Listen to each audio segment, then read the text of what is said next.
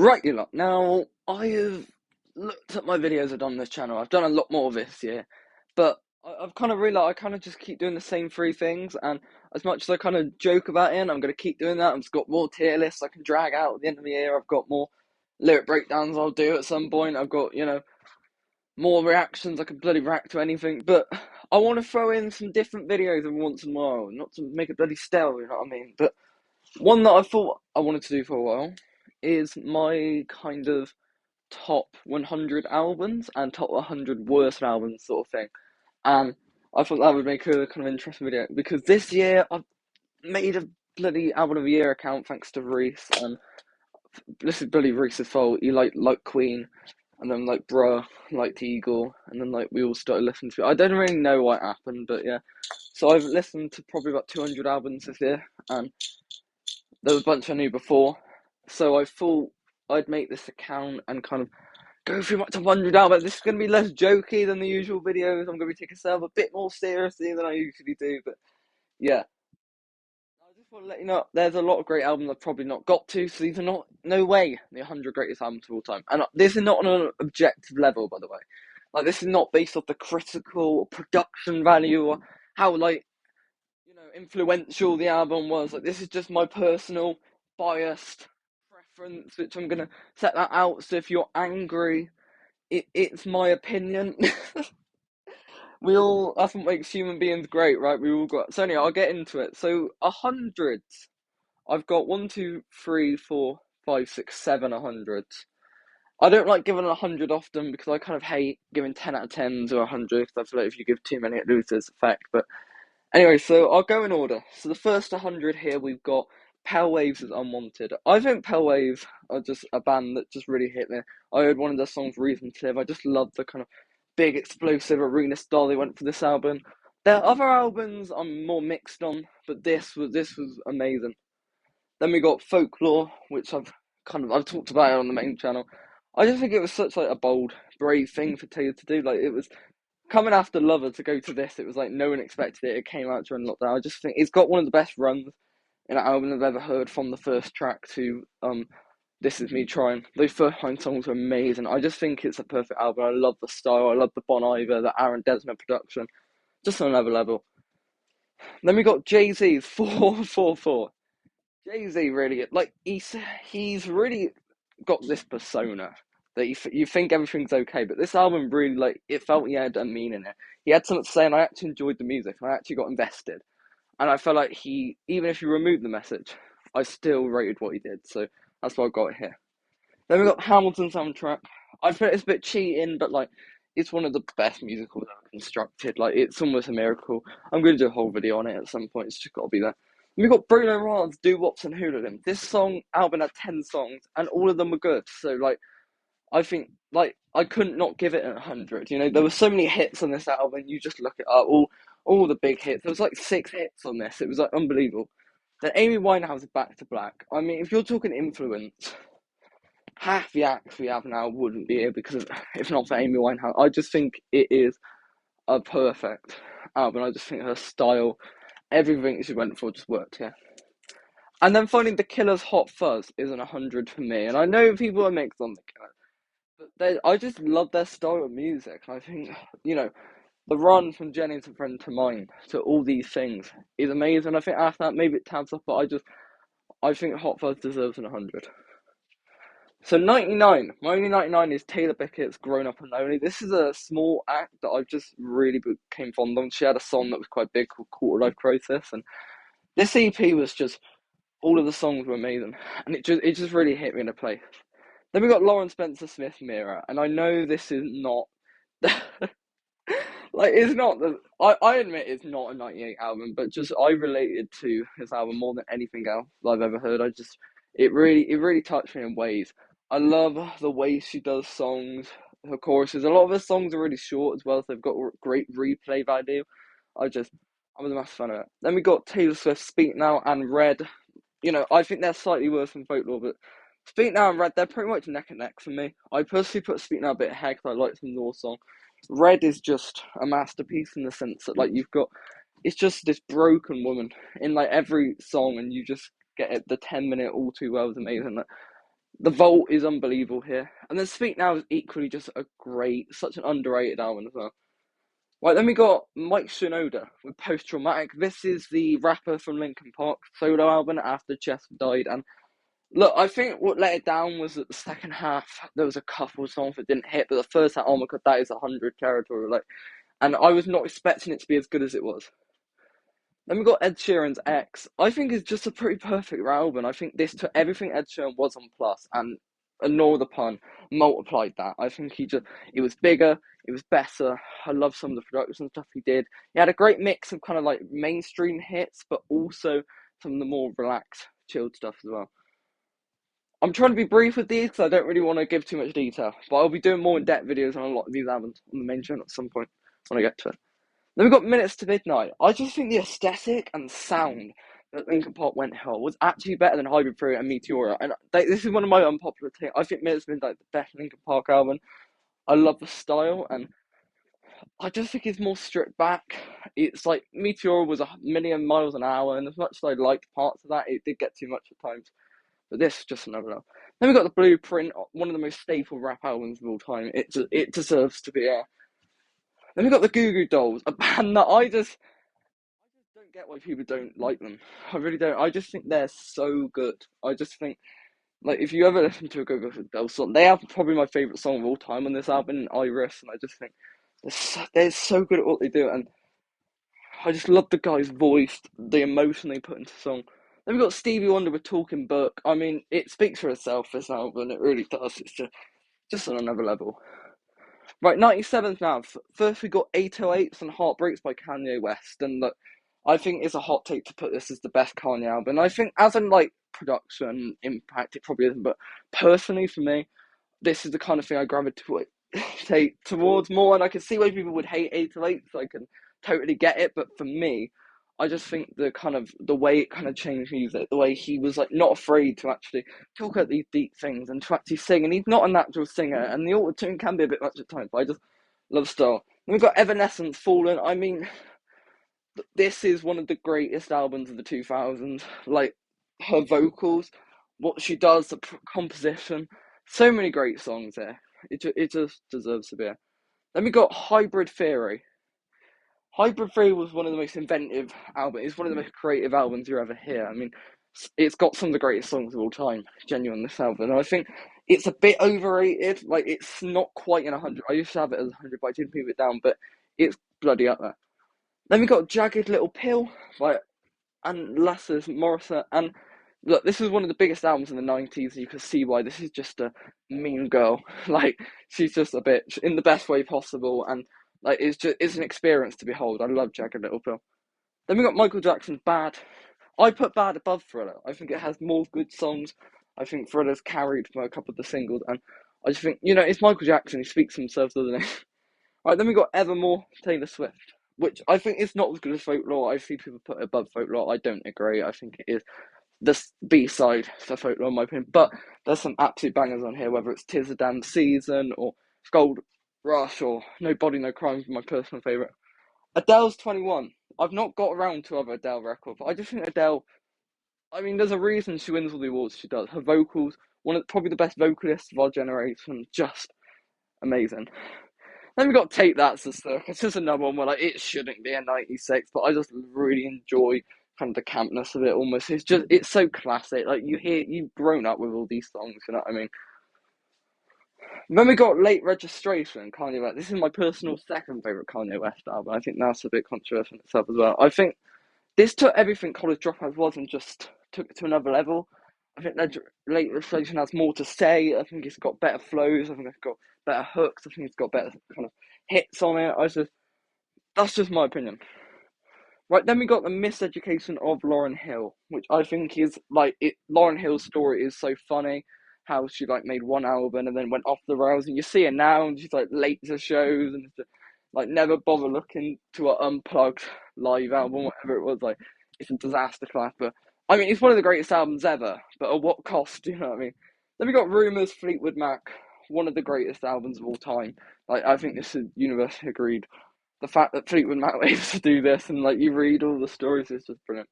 And then we got Guts, Olivia Rodrigo, which was This grew on me, but I think the kind of sophomore, more feel she went for, pop punk girl kind of feel was so much better than what she had with Sour.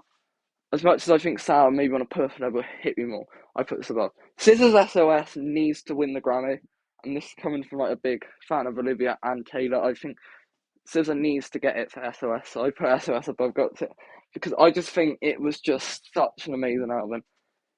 Fearless Taylor Swift. I think this album gets a bit of bad rap from like the Taylor Swift fandom because I think a lot of people kind of forget about it and said, "Oh, it's just a weaker version of Red," but no, I think it needs more credit. Then we got Blue Neighborhood.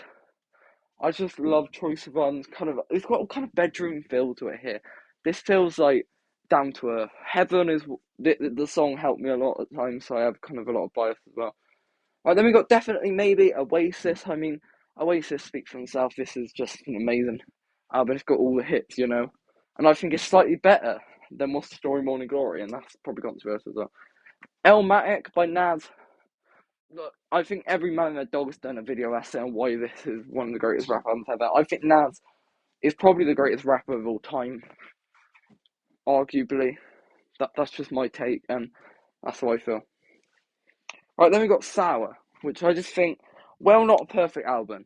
Like Lawrence said, perfect. Just it's my thing. It connected to me, and I think songs like Traitor, Jealousy is so underrated as well. Then we've got Emotion, Carly Rae Jepsen, and I wish that more people knew about Emotion because, you know, she did Call Me Maybe, everyone knew that big hit, but this album is just on another level. And then we got Coldplay, X and Y. Now, I've heard 3 Coldplay albums, their first 3, me and Ruth were going through them at the time, and this by far was on another level from the first 2 for me. The sound, Chris Martin didn't annoy me and didn't send me to sleep like he usually does with Brilliant. Then we got Amelia by Mimi Webb. This is another one that might be a bit recency biased, but I just love what she went for here. I think for a debut record, you know, she hit all the right highs, and it might be a bit high, but I really rate the album. They've got My Beautiful Twisted Dark Fantasy. This doesn't feel like an album for me. It feels like an experience. It is like cinema. It's like watching Endgame in the cinema again when you listen to My Beautiful Twisted Dark Fantasy. There's so much going on. The production out of this world, you know what I mean? But my only issue is that I think Kanye is the weakest part on most of the tracks, and I feel like he's carried by features and production. Then we've got the streets of Grand Don't Come for Free, such a deviation. You go from something like Sour to a Grand Don't Come for Free. I think the streets are one of the most interesting acts ever. You know, Chris Turner, I think his name is, the front man. He's just one of the best poets ever. And their style, what they do on the song Broken Cans, I've never gotten over it. It's really changed me. Then we've got What's the Story Morning Glory. Just another classic one from Oasis. Michael Jackson Off the Wall, very underrated. Like it, for a bad of the 2 that everyone talks about, but Off the Wall is just as good and deserves the credit. And then we got 1989. This was Taylor's biggest album by far. I like the Taylor version. It changed my mind a bit on it. I don't think it's quite as good as some of the others, but you know. Like then we got Ed Subtract, and this just had everything about it. Like what Ed was able to do with this one, it was emotional. You know, it hit all the right beats, and you could tell how distraught he was. You know, he lost his best friend before this album. You know, his wife had cancer, and you feel that. I love the Aaron Desmond production. I think it really worked to them.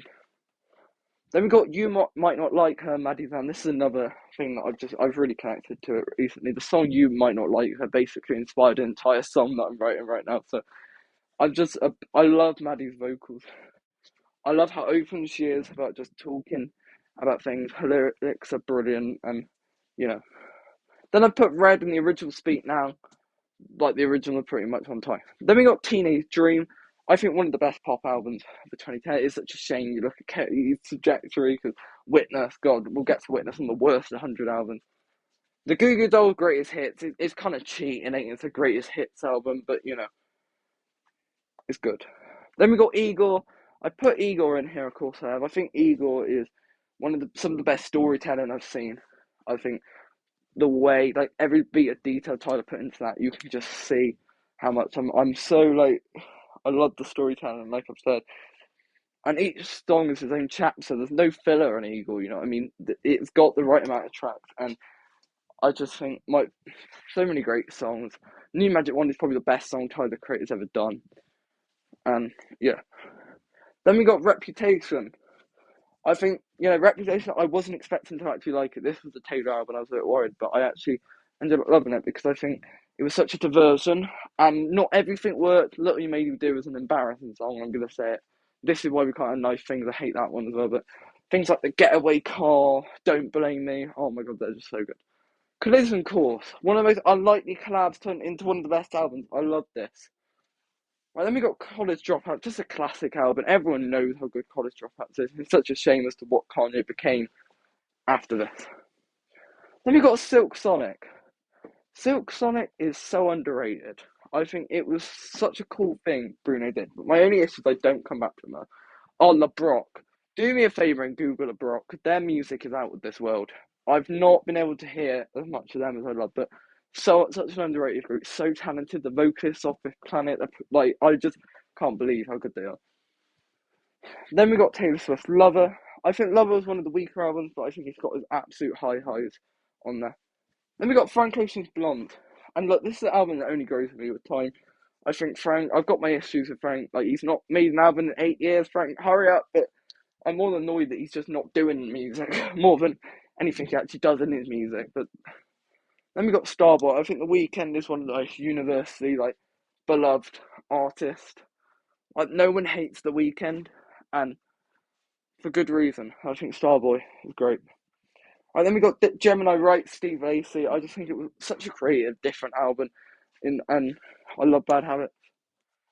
And then Wolf, awkward to have this barrier over it, isn't it? Anyway, I think Wolf. I like the story in Wolf more than the actual music, which is why I've got down 88. But some great songs on here, things like Tamala, Domino 23, Answer. Just to name a few. There's so many iconic, great tracks on there. Alright, we're on page 2 now. We're almost through the 100. Right, we got Ed Sheeran's Plus. I just think this was such a great break into the scene, such a great indie kind of album. And, you can say what you will about what he became later on, but this was great. Watch the Throne. I just think Jay-Z and Kanye's chemistry is off the charts. It's a shame what would happen to that relationship if he had gone on, but I just really like what they did. Then we got Taylor Swift's debut. Way better than anyone gave it credit for, really. Then we got Meteora. I think there's parts of Meteora I love, but then there's also just a couple moments where it goes too far for me. I listened to it on a journey to France at loud speed, so that's probably why. Then we got Let Go, Avril Lavigne, and I think Avril, I'm just a big sucker for her stuff. This is honestly I should up Let Go because I love what she goes for. Goodbye and Good Riddance.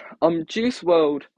It's such a shame because what happened to him, and this album showed it. It's just I love the feel of it.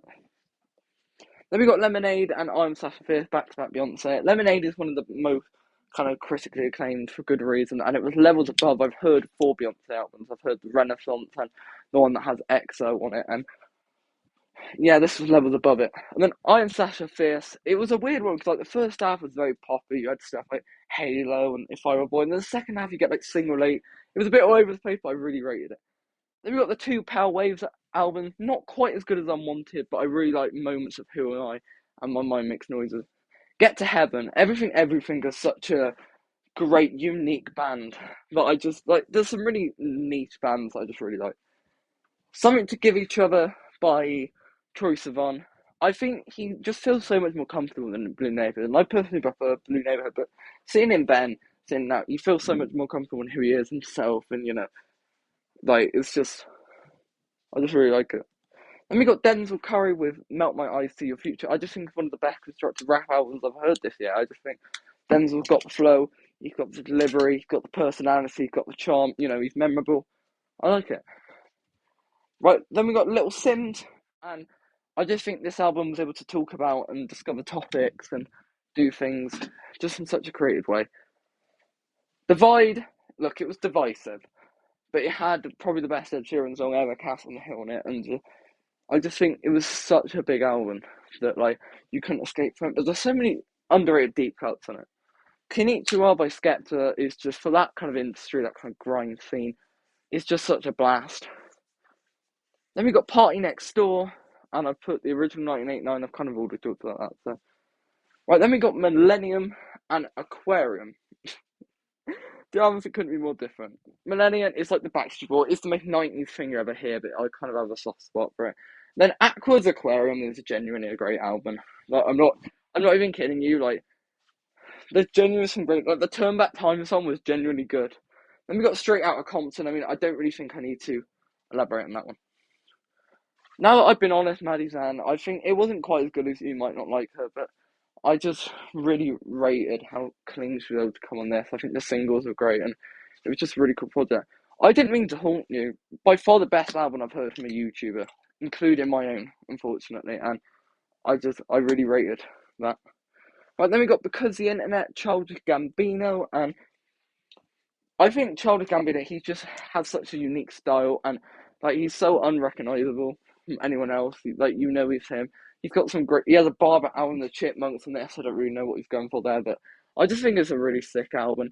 Not my thing, to be honest, which is why it wouldn't be higher.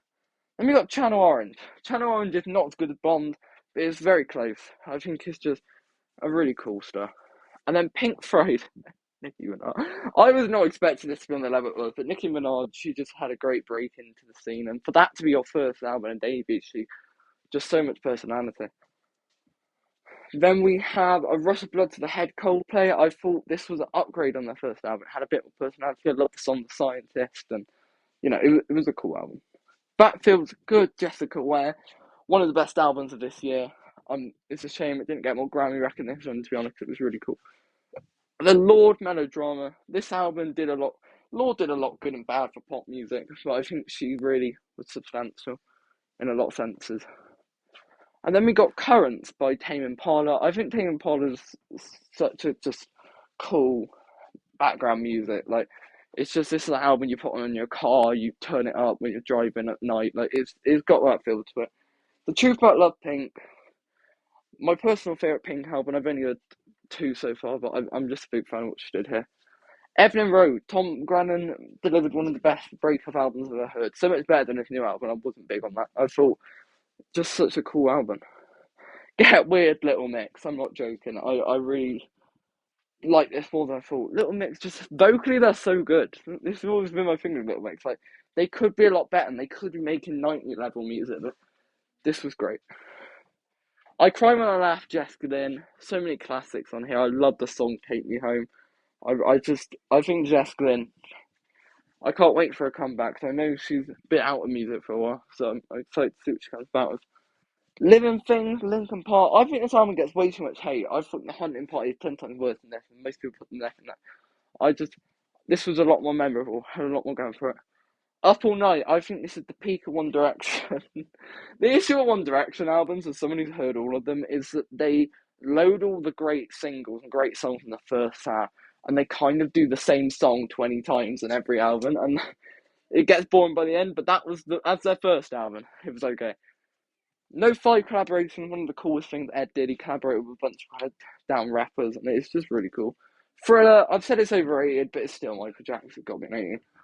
Then we got Capaldi's Broken by Desire to be Heavenly Sent. I thought I loved Forget Me. I just thought this was such an upgrade from his first album, and it really showed a mature guy. Love in the Future, John Legend. I thought this was going to be really boring, but it had Rick Ross on it, and it wasn't boring. This surprised me. Songda, I'm obsessed with Dermot Kennedy's voice. I think it's just insane what he's able to do, to be totally real with you. I can't believe it. I thought I didn't have my mic on then, I was going to kill myself. Travis Scott's Rodeo. I actually do really rate this album. Someone who's not massive on Travis, I think he just is a robot, but this one worked for me. And then we got two more to cap out the 100. We got Lady Gaga's The Fame Monster, one of those inspirational kind of pop albums of all time, really. It changed the way for pop music, and it's just Lady Gaga's she just absolutely dominates anything she does. Like, just such a fortress. Like, even though she's not really doing much now, people still remember her so highly. And finally, Graduation. I think Graduation, the reason I put it below the other ones is that this felt too mainstream for me. It felt too much like, oh, this is the one that we play on the radio, whereas the Colours Dropout and Late Registration were, and even Twisted Dark Fantasy were both more risky and ambitious in what they did. And that's the 100. I'm sorry, Flower Boy, you didn't make it. Neither did like Life of Pablo Midnight.